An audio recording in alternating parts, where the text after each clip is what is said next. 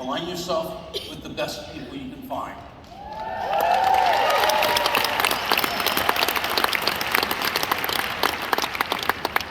Jim Rohn has been quoted as saying, "You're the average of the 5 people you spend the most time with."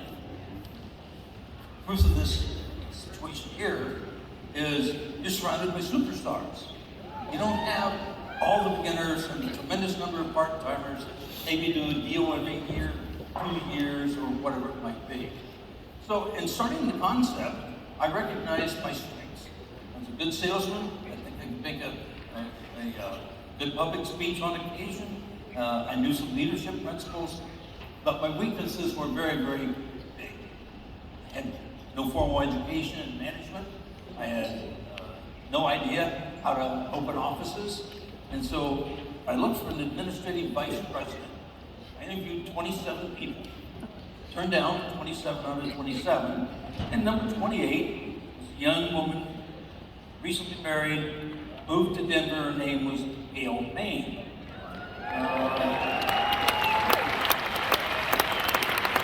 She was the real deal. Charismatic, hardworking, stubborn if you will, confident, optimistic, perfect partner.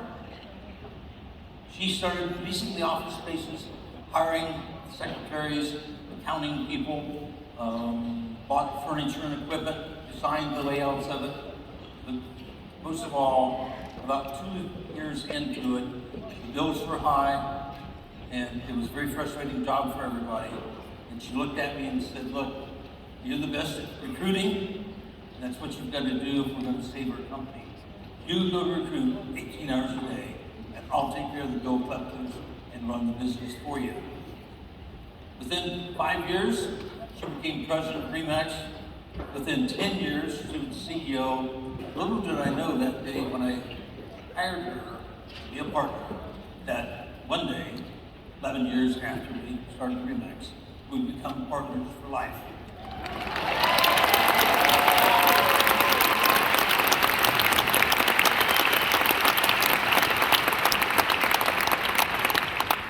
So she's been a favorite speaker at all of our conventions. The last few years, she's been in the front row cheering on the superstars. I'd like to show you a very brief video of her career with RE/MAX.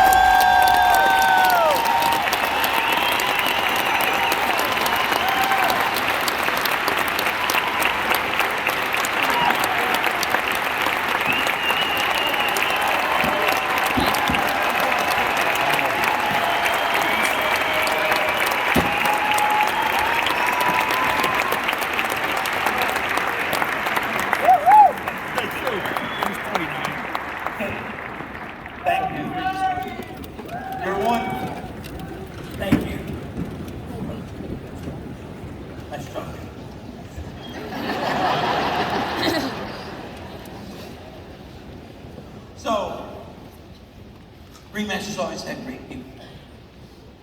Regional owners, broker owners, team leaders, sales associates, corporate staff, public board of directors. Productive people are the #1 competitive advantage that RE/MAX has got. So, the power of association of 140,000 superstars.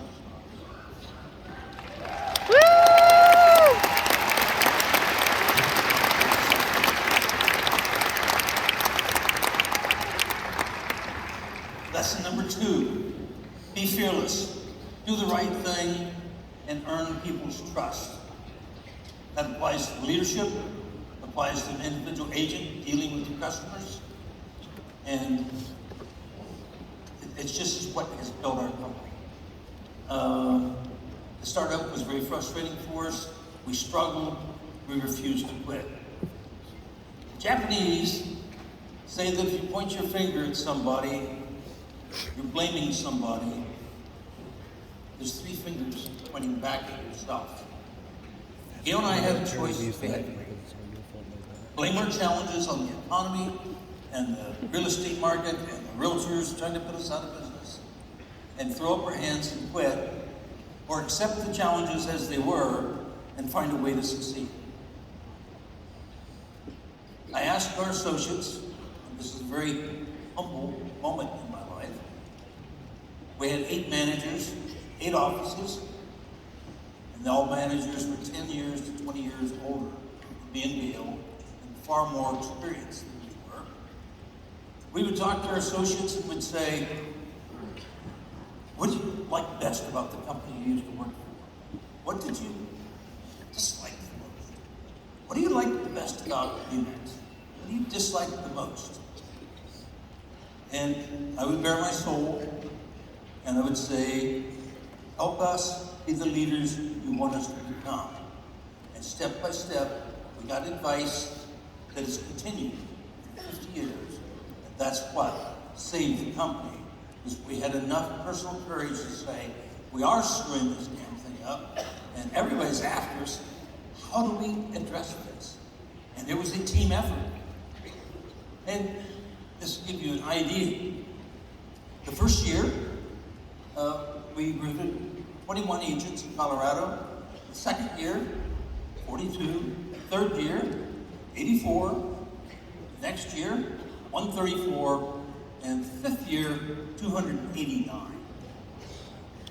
The thing that was remarkable was that I tried to recruit the top producing men of the 2 major companies in town. One was Van Scott and Company. And Van Scott, average man in 1971, made $50,000 a year on a 50-50 commission split. The second biggest company made $30,000 on a 50-50. The average full-time realtor in the United States in 1971 made $5,000. So these were powerhouses, but they did not hire women. Amazingly, I ran an advertisement, started my recruiting. In one advertisement, we did over 1,000 phone calls, 204 face-to-face interviews in 1 month, and 4 people signed up. 3 of the 4 were women that were good producers.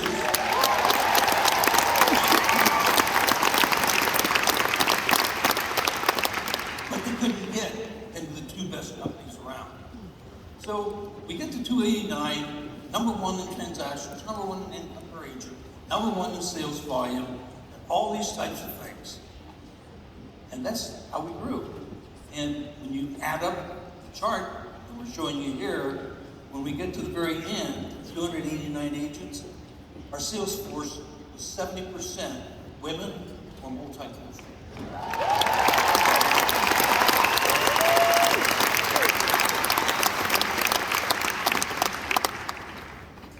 The next year, 200 men from those top 2 companies left their companies and joined my merry band of ladies. Good. And the rest is history.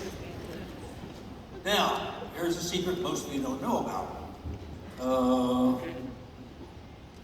October 1975, we had a young man who called us from Kansas City. His name was Dennis Curtin.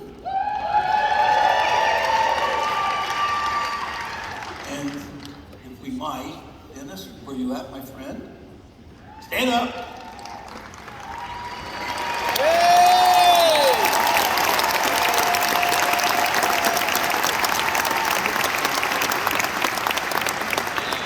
So, Dennis, Gail and I become lifelong friends. They came to training, and we had a yellow pad of paper and some pens, and we started working with him and his partners. over the weekend, saving money, we did barbecues at Gail's house, my house, that sort of thing. That week before, we started getting a con man approached us, very smooth, very well-dressed.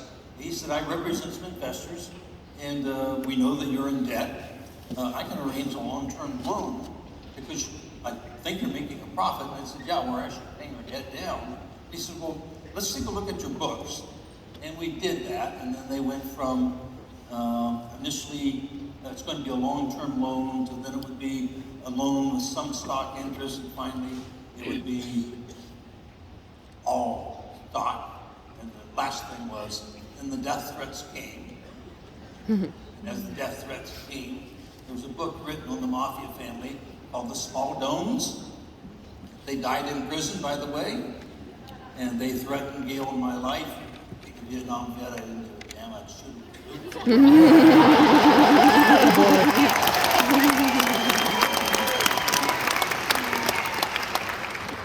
So on Columbus Day, we got a phone call. I was tape recording their phone calls with the death threats. They said, thank God it's Columbus Day, the courts are closed. We have paid a federal judge $50,000 in cash, and they're going to take you out of your own company tomorrow morning at 9 a.m. Just make it easy on yourself, sign it over right now. And I told them where they could go. You know what the definition of diplomacy is? It's the ability to tell somebody to go to hell and make them look forward to the trip.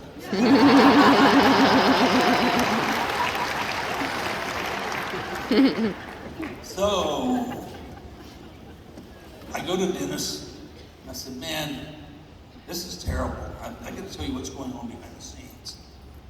And then all of a sudden, the next morning, Tuesday morning, 9:15, two Douglas County sheriffs walked in the office, and they said, is Mr. Liniger here? And I said, I'll have to see if he's come in yet today. The phone rang, and I said, hold on. I picked up the phone, and it was the Denver Business Journal, and they said, would you like to comment on the fact that you and your alter ego, Gail Main, had been thrown out of RE/MAX, and the company's been turned over to the Smaldone crime family? And I said, what? You can't be serious. Well, anyway, we called our attorneys who were representing us, and had told the Smaldones, stay the hell away from us. And the end result was, I'm talking to them, I'm saying, there's cops here, and they've got restraining orders against me and Gail. What do we do? And he said very quietly, walk into Gail, tell her to get your purse, grab the checkbook, and run. And so we do. So we go to the attorney's office, and they said, this is impossible. They had my tape recordings of the death threats and stuff, and the money. And so they went to see the judge. He was in trial. They both had been assistant attorney generals. They gave me a bailiff a note. This is an emergency. We must talk to the judge. The judge was very angry. They think the God is to do. He recessed his trial, went back to the chambers and said, what is going on here? And they said, Your Honor, why did you take the Liniger Main out of their own company? He said, well, they were served, and they were supposed to show up for this restraining hearing, and nobody was there from their side, and so I had to. And they said, well, Your Honor, they've never been served. We represent Liniger Main, and we've talked to the Smaldones attorney, and that you've been lied to. They were never served at all. And then he said, oh, by the way, Your Honor, what'd you do with the $50,000 in cash? And he says, what are you talking about? And they played the tape recording. They send out the Treasury agents. They threw the Douglas County sheriffs out of our office. They found their attorney. They brought him in at 1 o'clock in handcuffs in front of the judge. I was standing right there to watch it. Reads the riot act, says, you're crooked, you're sleazy, I'm going to disbar you, and I'm putting you in jail for 10 years. This attorney looked at the judge, looked at me, his eyes rolled back, and he dropped dead of a heart attack. So I got one of them.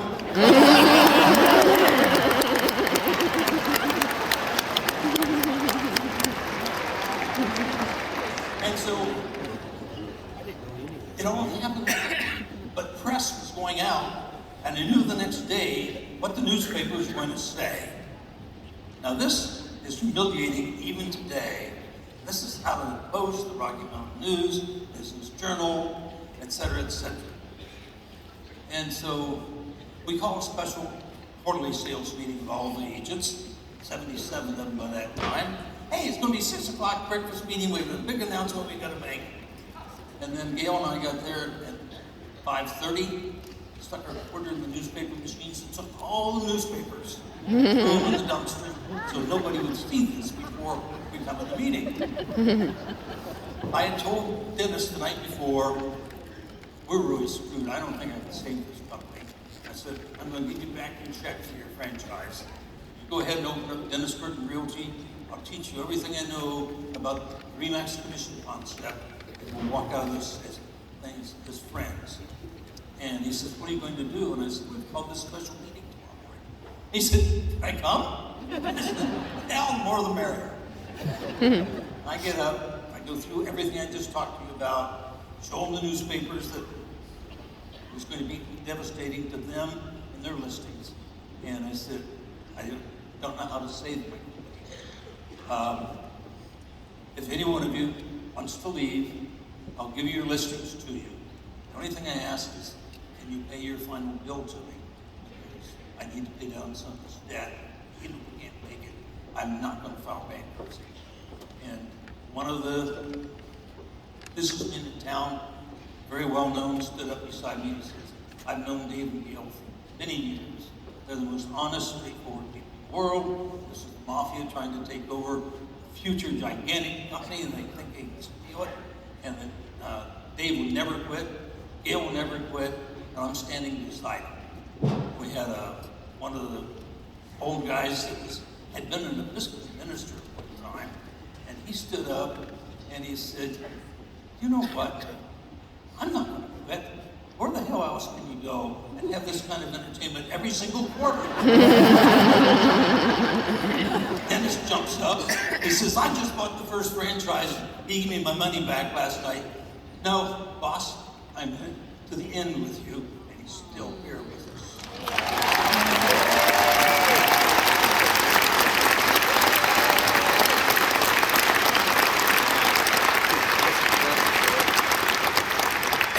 So lesson number 3 applies to you. We learned it from you. Invest in your brand. We started franchising in 1975, one to Dennis Burton, 1976, 2, one in Calgary and one in DC, and Christmas of 76, our 8 managers came to us for our annual luncheon, and they said, you want a franchise? Sell us our existing offices. And I said, we put a lot of money into them. I can't give it to you for just a franchise fee. And they said, well, we're not rich, but, you know, we'll pay you off in time, but it would give you a nest egg to start franchising. And with that, the next year we sold 130 regions and individual offices in the United States, and we've never looked back.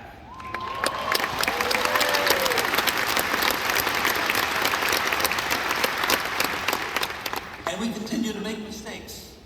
We set up regional advertising funds, not even thinking that someday we'd want a national ad fund.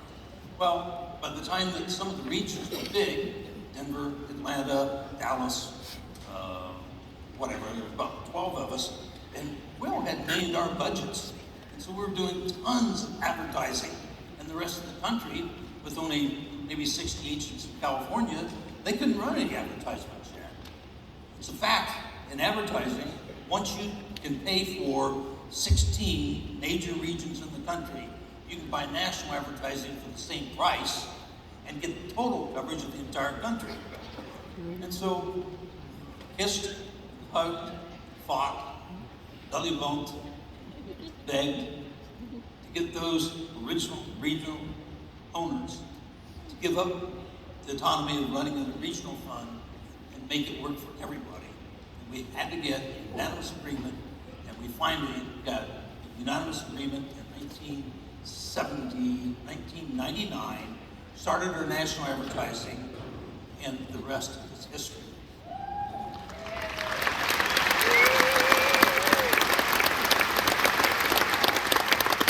So the thing that happened was everybody's income and transaction size went up. It's just the power of franchising, if you will. Lesson number 4. Always have a growth mindset. Always keep growing. We sold our first major office in California. It was Spring Realty, and a couple really old men ran it. It's probably 60s or whatever. And a bunch of us regional owners, boys only, did a boys camping trip and smoked cigars, drove up to the States, sat around, maybe drank adult beverages too much. Well, Sid, being older than the rest of us, he was, nodded off, sleeping around this campfire, and he wakes up and looks up and says, David, he says, one log makes a lousy fire. And I said, Sid, that's so profound. What the hell do you mean? He grabbed a log, took his lighter, he said, look, you can't light it. But if you put a bunch of kindling and a couple pieces of paper and put 10 logs on it, you get a bonfire. You got light, you got heat. And it's the essence of what you're going to do with Remax. So, you have to understand, that started really pushing us to focus on the growth. And then, all of a sudden, we started hearing from the agents. There's too many Remax agents in town. And I'd say, well, hell, you should have been here when I was the only one. And the brokers are saying, don't sell any more franchises. There's too many franchises. And so we tried to come up with a battle cry. And the first one we came up with was overwhelming market domination, OMD. The attorneys threw up. They said, no, that's antitrust, you don't do that. So I then came up with premier market share, and Gail looked at me and says, nobody wants PMS.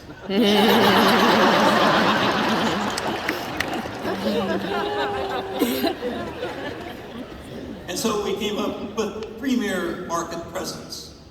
And this is out of the archives, forgive me, we were a lot younger back then, but here's out of the archives a video that explains PMP. Premier market presence is the battle cry of the Remax organization. It was a concept that we developed to say the more agency you have and the more offices you have, the more advertising, the more signs, the more market share, the more market penetration, and the higher the number of agents per office. As we started to expand Remax, brokers were saying there's too many offices, agents were saying there are too many agents. And I went to our finance department, and one of our financial analysts did a study for me. We discovered on a monthly basis, the more agents you have and the more offices you have, the higher the number of agents per office. The power of numbers is incredible. One agent cannot afford a single television commercial. 60,000 agents can buy 20,000 commercials a year together. We started instituting group advertising by all of us pooling our advertising funds, group discounts for newspaper advertising, television advertising, group purchasing of signs. If you're in a market and you've got 100 Remax agents putting up for sale sold signs, every time your consumer, your sphere of influence, your friends see a Remax sign, they think of the Remax associate they know. Some of the agents would say there are too many agents within Remax and we're actually competing against each other. In reality, they were competing together against the rest of the industry. That was a huge competitive advantage.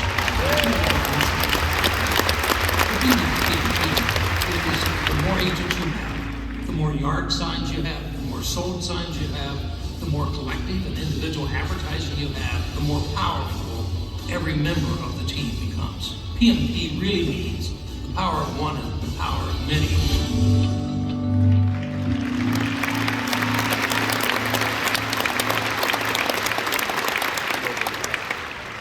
really became the battle cry. And the agents and brokers started figuring it out that, you know, we'd like to get about 30-40% market share. We've accomplished that a lot, and many has made a huge impact. However, I will tell you, we talk about 140,000 agents, but in 50 years, many of those agents that joined us in '73 have now retired or passed on or whatever it is. In reality, we estimate that there's been over 500,000 people that built the foundation of this organization that we enjoy today. That's pretty remarkable when you think about it.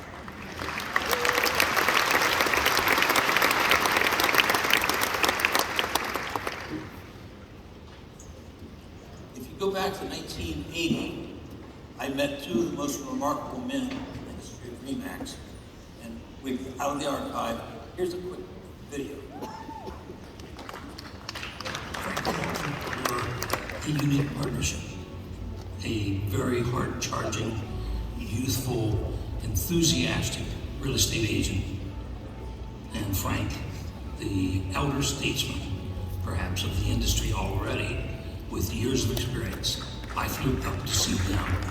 God, it was cold. It was the middle of the winter, and they showed me their books. You said, Frank, you're broke. I said, well, make it work.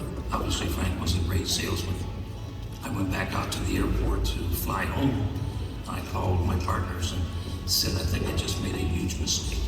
And as it turned out, it was the single best decision that I've made in the company's history. An accountant who made this decision to sell us up to the franchise, and we wouldn't be here today.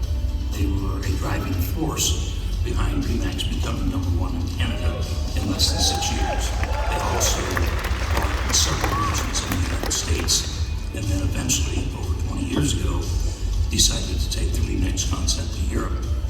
So Frank and Walter contribute approximately 38,000 of the RE/MAX agents in the system.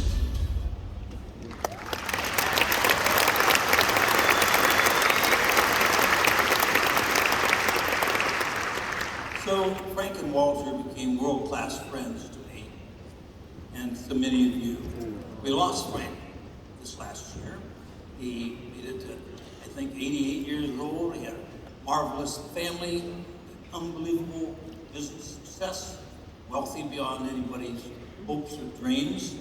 And so his friendship has meant so much, and his mentorship helped me individually. Walter is still here as usual, and he's right here in the front row. Stand up, Walter.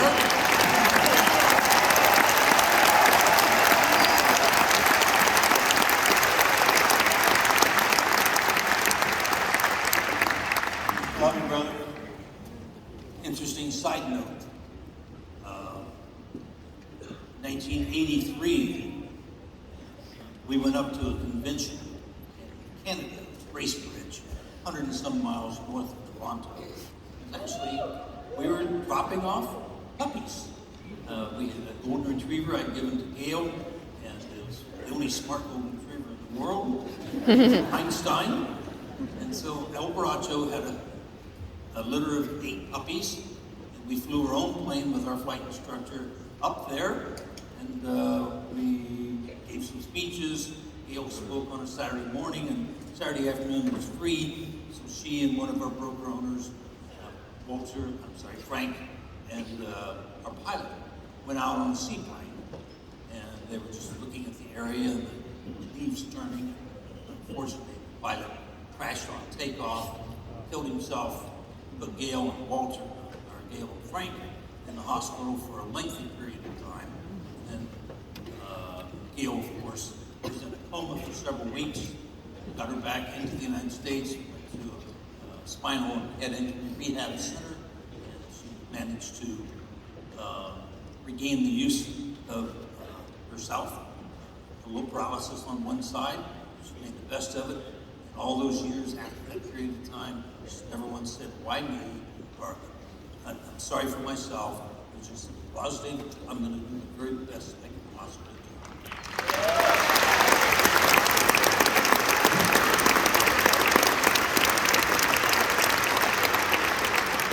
The thing that was remarkable about that was was 1 week after her accident. Nobody knew what we were doing, but we'd been told by all of our regional owners and friends, if the two of you get married and you don't invite us to your wedding, we're really going to be upset. So we had planned our wedding that nobody knew was going on. It was going to be a regional owners meeting in Denver, and unfortunately that did not happen. In June the following year, we went ahead and did a very private study. It's my life.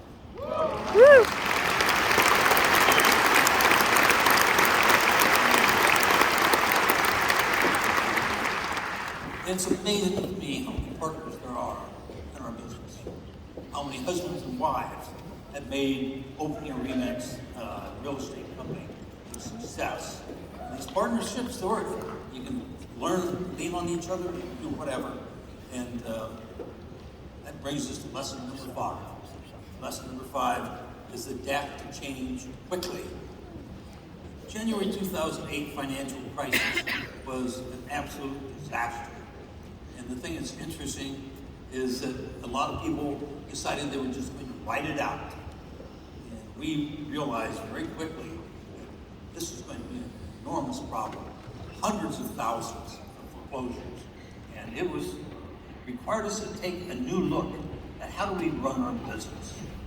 And in the various recessions beforehand, we tried to make things work.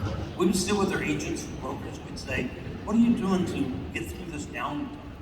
Like back in the early 2000s, our interest rates went from 7% to 16.5% in less than a year.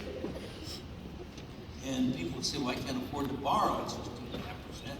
But we learned to get the seller to transfer the mortgage, take part of the money down payment, and allow them to refinance 2 or 3 years from now when the interest rate comes down, and you can get all of your money at that time. And so we started working on this step by step.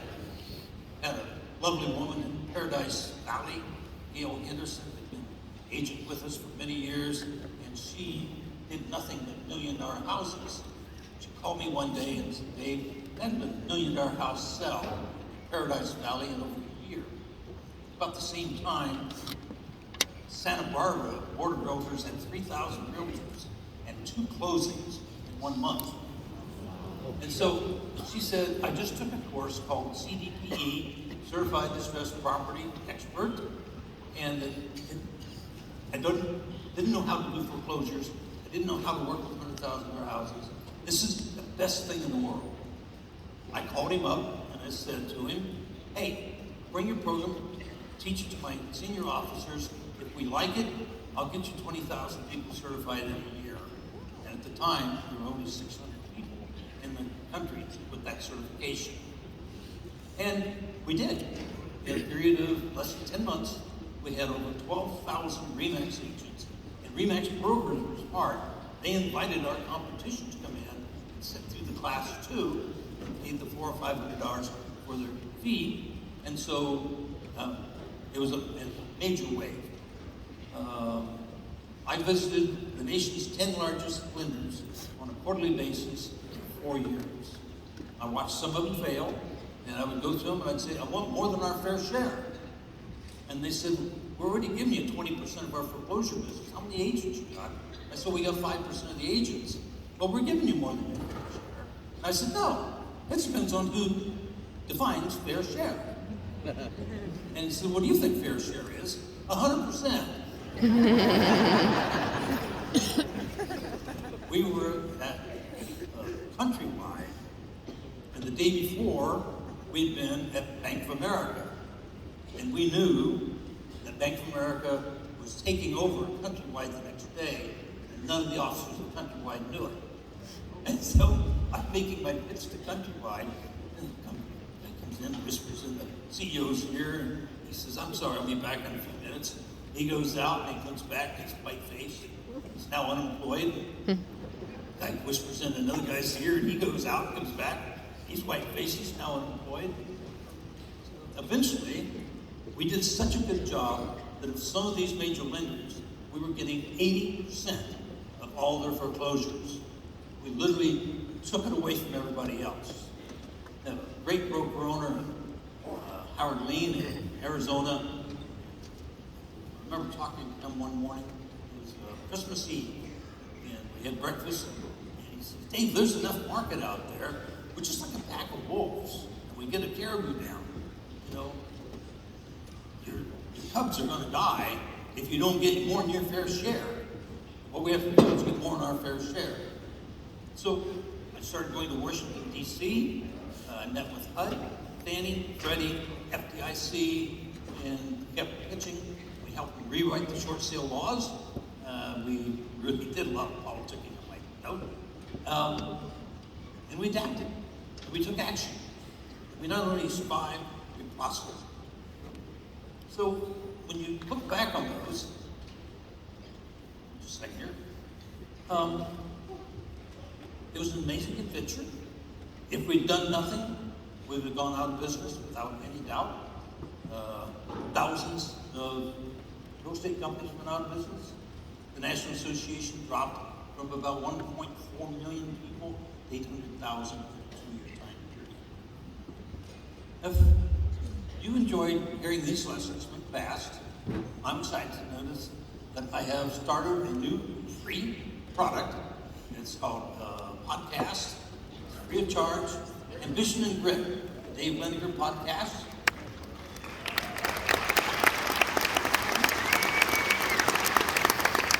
It's available on Spotify, Apple Pay, Google Play, and you can sign up ambitionandgrit.com.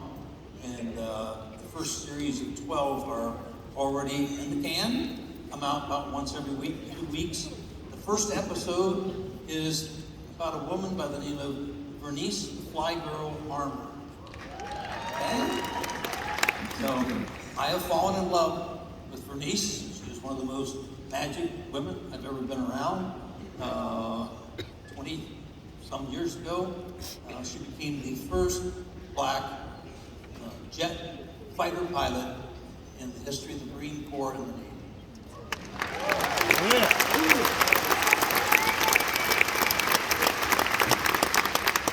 She is speaking this afternoon at 1 o'clock. It is an inspirational story and lots of lessons about life you can learn. She had all the disadvantages, and she could have blamed it on the fact that she was black, or that she was a woman. She was the only black woman in her fighter pilot class, which I think was about 300 or 400 people. And yet she became a highly decorated combat pilot. And she tells the most amazing story. So watch her this afternoon, and then pull up the podcast and hear for about an hour the story behind the stories of how she became this incredibly successful person. So the title of today was The Way It Was, The Way It Is, and The Way It's Going to Be. I've talked about the way it was. Let's talk about today, the way it is. After a decade of ultra-low interest rates, markets change and it scares the hell out of a lot of people. It should not scare you. This is your time to shine. We've been in 8 recessions. We've lived through 9 idiot presidents. And yet, we continue to do well no matter what happens to us. So the fact is, the current rates are in line with historic rates, and they're nothing to be afraid of. If you go back to when we started the company in 1972, the average interest rate has been about 7.6%. 7.7, I guess it is. And so you can see the interest rates went up to 16, they went back under the average, and then very, very low for a decade. That is over. So it's historic. Now, understand, this is the real world. This is the world we sold in for 30 years. People are willing to pay it. It's just the shock factor of, well, God, I always thought the house rates were 3%. It's not true at all. So when you look at these lessons we've got, they're universal. They're ancient. There's no real magic in building a company like Remax. You do it one agent at a time, every day, focus, etc. We've been number one in the world for over 30 years because we've adapted to change.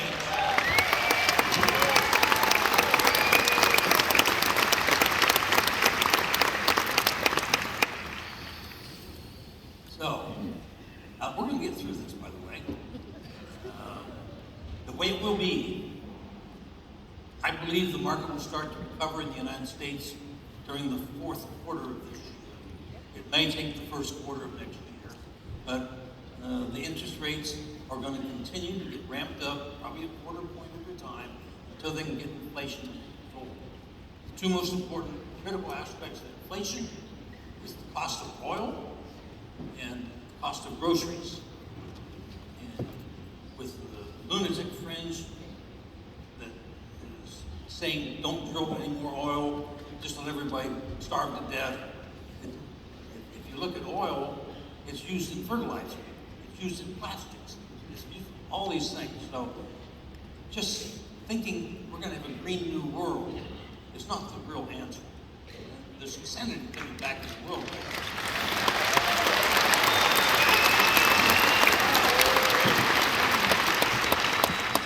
And so home ownership is still highly valued. People want to buy, they just can't afford to buy or don't think they can afford to buy. But your millennial groups, they put off getting married 10 years later than us baby boomers did. They put off their children for 5 more years after that than what us baby boomers did. And so I predicted in the Wall Street Journal 20 years ago that sure, the millennials want to be in downtown, sports venues, wait until they have a couple kids. Wait until they want to park, schools in the neighborhood. They like a bigger lawn, they like to have a couple dogs. Sure enough, 5 years ago, it started leaving downtown areas, moving into the suburbs, the way the rest of us have done for all that period of time. This market will continually go through cycles. It's never going to stop going through cycles. The people that succeed in the down cycles are people with a great work ethic that are willing to bust their butts. Period.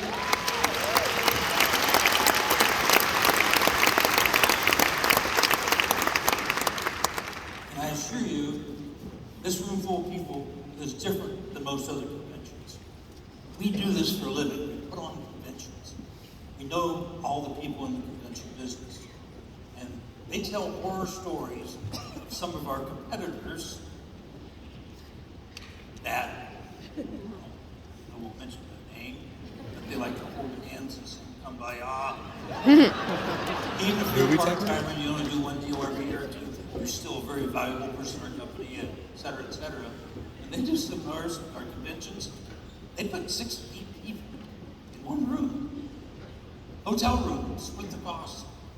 When people go up to the trade show and they want to buy something, they'll shop from person to person and buy one. Remax agent walks up, looks at it and says, I'll take 100 of those. It's a difference in mindset. So buyers and sellers are going to adapt to the 7% interest. Nick and his team are constantly meeting with you. They meet with the broker owners, they meet with the agents. Everybody's suggesting, what's the ideas? How can we do this? And I'll guarantee you one thing. Every single good idea that has been implemented in this company has come from the field and not from the ivory tower.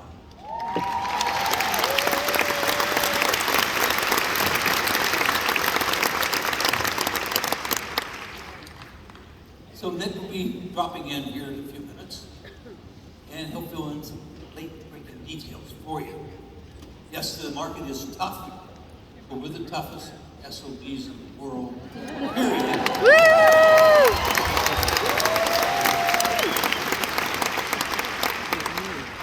This industry is changing, and we've been at the forefront of changes all along. We were the first ones to really push the professional designations. We were the first ones that came up, what would you say? Lost my track of mind. Good. We started satellite television network. That worked pretty good. We did the CTV program. That worked. We actually invented teams and assistants. That works.